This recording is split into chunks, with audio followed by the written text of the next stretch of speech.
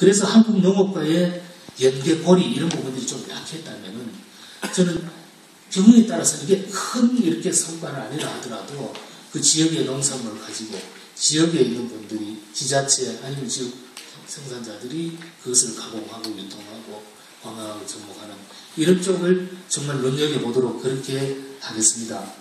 여러 가지 유형이 있을 수 있다고 봅니다.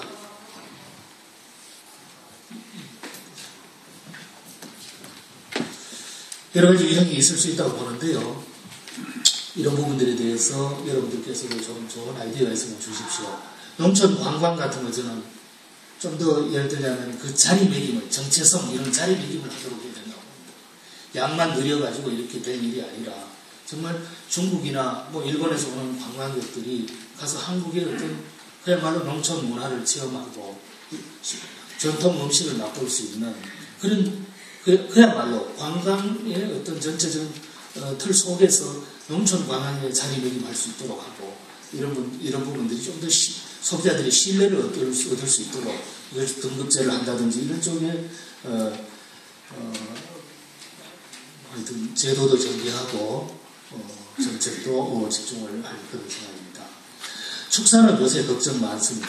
축산업이 여러 가지 우리 지금 농업 생산액의 거의 40% 조금 넘는 이런 식에서 많은 사람들이 기대를 하고 있는 부분도 있지만 또 염려스러운 부분도 없지 않아 있습니다. 그래서 이 축산업을 어떻게 하면은 친환경 산업으로 바꿀 수 있을 것인가?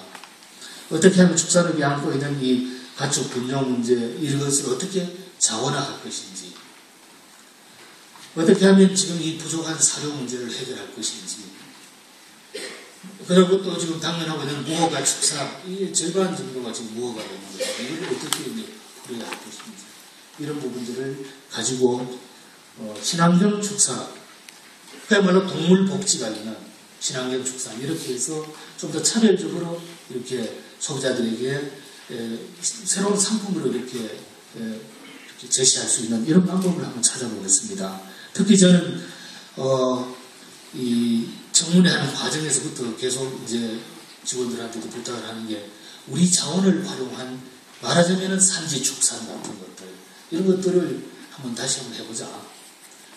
우리가 60, 70년대에 정말 가난하고 어려울 때 호미하고 곡괭이 뿌릴 때 이럴 때도 예를 들면 산에다가 초지를 조성하고 이랬는데 지금처럼 이런 좋은 장비들이 있고 이런데도 이것을 100% 좀 수입한 사료를 가지고 우리가 언제까지 이렇게 외국에 의존하고 살아야 될 것이냐.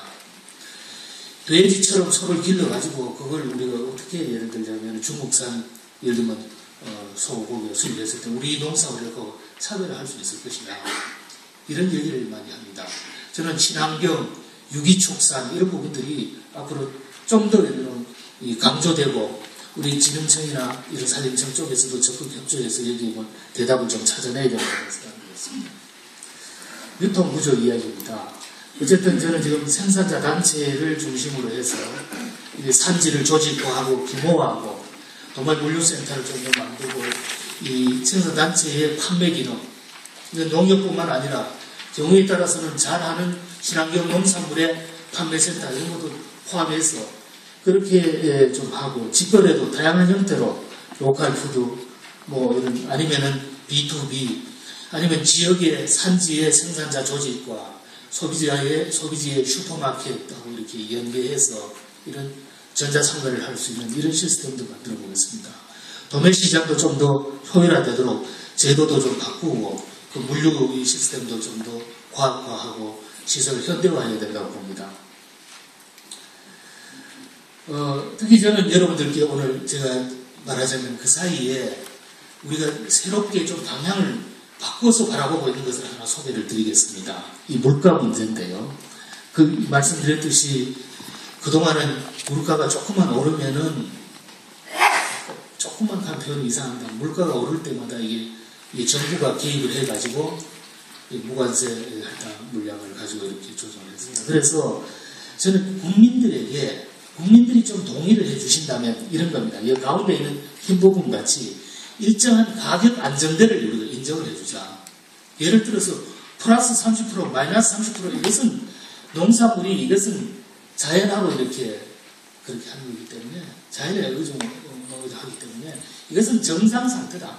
이거는 그냥 시장에 맡겨두고 생산자 스스로 자율적으로 자구 노력을 하도록 하고 아니면 소비자들도 이 부분에 대해서 납득을 하고 이해를 해주도록 하고 아 그래 지금 좀 비싸니까 배추가 지금 조금 있으면 한 보름만 있으면 이제 곧 봄배추가 나오니까 이런 식의 그러니까 생산자 소비자 모두 다에게 충분한 정보를 제공해가지고 좀 합리적으로 의사를 결정을 하도록 그 전제 하에서 이 가격 안정대를 만들어가지고 시장의 자율 기능을 어느 정도 맡기고 정 가격이 올랐을 때 아니면 정 가격이 떨어졌을 때는 정부가 개입해서 확실하게 이야기하도록 하겠다. 이것이 가지고 있는 새로운 어떤 접근 방법입니다. 그렇죠. 물가가 좀 오르거나 좀 떨어지더라도 이것은 어느 정도 시장에 맡기겠다 이런 거고 이것을 하기 위해서는 국민들의 동의가 필요하죠. 가격이 좀 오르더라도 조금만 오르면 신문에서 이게 금치다 하고 매일 난리를 치면은 장관도 버틸 수가 없겠죠. 근데 그래 지금 어디에서 배추가 지금 겨울 배추는 거의 동이 났지만 조금 있으면 봄 배추가 나온다니까 조금만 참자. 이렇게 되면은 시장의 기능을 회복할 수 있을 것이다. 저는 그렇게 믿고 다만 이걸 하기 위해서는 이 생산자, 소비자, 의원분들 모두 참여하는 전문가를 참여하는 수급조절위원회를 만들어서 운영을 하겠다. 소득 이야기인데요. 그러니까 제가 소위 말씀드린 대로 죄송합니다. 이 농가를 그냥 농사만 지어가지고도 먹고 살 수 있는 여러분들이 많죠. 쌀 전업농 같은 거 기본적으로 5.5헥타 여러분들께서 아니면 야당 의원들이 매일 얘기를 하시는 직불금 높여라 이렇게 하는데 그분들 호당 5.5헥타 정도로 이렇게 많은 큰 농사를 짓고 있죠. 이런 분들은 저는 조직화 규모화 계열화해서 경영을 효율화하고 이렇게 하면 이분들이 살 수 있는 방법이 경쟁이 충분히 있게 살 수 있는 방법이 있다고 봅니다. 중소농 이런 부분들은 저는 경우에 따른 중소농이라는 것이 좀 작죠. 규모가 마을 공동체 경영이 이런 쪽으로 좀 같이 하고 그에 따라서는 6차 산업에서 새로운 일자리도 만들고 영세고령농 부분에 대해서는 연금이나 이 건강보험, 기초생활보장 이것을 조금 더 이렇게 확대를 해가지고 이분들도 좀 편하게 살 수 있도록 해보겠다. 그리고 경영이약 직불이라든지 농지연금 이런 것들을 강화해서 농사를 굳이 안 짓더라도 이렇게 살 수 있는 이런 걸 만들어보고 너무 이상적이죠. 하여튼 이런 쪽으로 이렇게 하고 경영비 부담을 낮추기 위해서 자재산업 이런 걸 발전하고 그 다음에 재해보험제도 이 부분에 대해서는 제가 다음 한 2주 내로 종합적인 대책을 발표를 할 생각을 가지고 있습니다.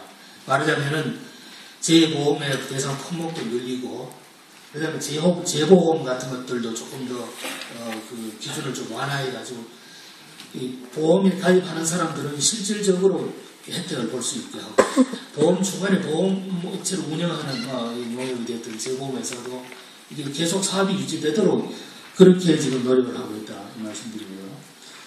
직접 지불제 이 부분도 어쨌든 직접 지불제는 크게 고정지불하고 변동지불이 있는데 고정지불은 이미 10만 원 이렇게 올리는 걸 아시죠? 10만 원을 올리면은 1,600억 정도가 더 들어갑니다. 1,600억 정도가 이렇게 더 들어가는 거고요. 그 다음에 이제 변동지불제도 이 가격을, 목표 가격을 빨리 결정을 해야 되는데 저는 이런 생각을 가지고 있습니다. 이 쌀에 대한 이 목표 가격은 앞으로 내년에 있을지도 모르는 쌀 관세와 문제라든지 여러 가지 문제를 이렇게 종합적으로 생각을 해서 볼 필요가 있다. 이 경우에 따라서는 이게 너무 여러 가지 직원들이 쌀 농사 짓는 사람, 그 중에서 대농한테만 집중되는 거예요. 그것이 최선이 아닐지도 모른다. 특히 우리가 AMS라고 저걸 할 수 있는 물량이 있습니다. 우리가 보조금을 지불할 수 있는 우리나라가 전체로 지불할 수 있는 게 한 1조 5천억 정도 되는데요. 그 부분을 쌀에만 다 이렇게 적용해버리면 다른 농사 짓는 사람 우리는 뭐냐 말이에요. 이런 문제가 생길 수도 있고요. 그 자금이 어떻게 쓰는 것이 정말 많은 예를 들면 농업인들을 정말 이렇게 소득을 안정시키고 이렇게 할 수 있을 것이냐 이런 데 대한 고민을 하고 있다는 겁니다. 그 다음 복지 얘기입니다. 복지 얘기인데 요란한 얘기를 많이 하지는 않겠습니다. 제가 우연하게 슬레이트 지붕 얘기를 한 적이 있었는데요. 예를 들자면은 우리가 농촌 마을 리모델링 법을 이번에 4월 국회에서 통과를 시킬 겁니다. 그렇게 되면은 슬레이트 지붕 해결하는 데서부터 그것도 하나의 모형이 될 거라고 봅니다. 슬레이트 지붕 여러분 아시죠? 다 아실 겁니다. 성면, 바람을 지나고 이런 데서부터. 그 다음에는 홀로 계시는 예를 들면 할머니들 혼자 집을 지키고 사시는데 이분들 경우에 따라서는 좀 마을 회관제 때 같이 좀 지낼 수 있는 공동홈 같은 것도 좀 만들고요. 마을 공동급식센터 이런 것도 좀 만들 겁니다. 전부 다 되지는 않겠지만 그런 식으로 시범사업들을 할 겁니다. 공동급식시설 같은 거는 240개 정도 만들고 그리고 공공서비스 이런 거는 농촌 중심지에 면소재, 음면소재지 이런 데를 중심으로 해서 교육, 의료, 문화, 복지 뭐 이런 시설들을 서비스를 좀 강화하고 그래서 좀 더 거기에 접근성이 좋고 마을에서 음면까지 다니기 좋도록 이렇게 좀 한번 만들어 볼까 합니다. 이런 부분들에 대해서도 하여튼 이제까지 우리가 먹고 살기에 그렇게 했다면 정말 좀 더 건강하고 좀 더 즐겁게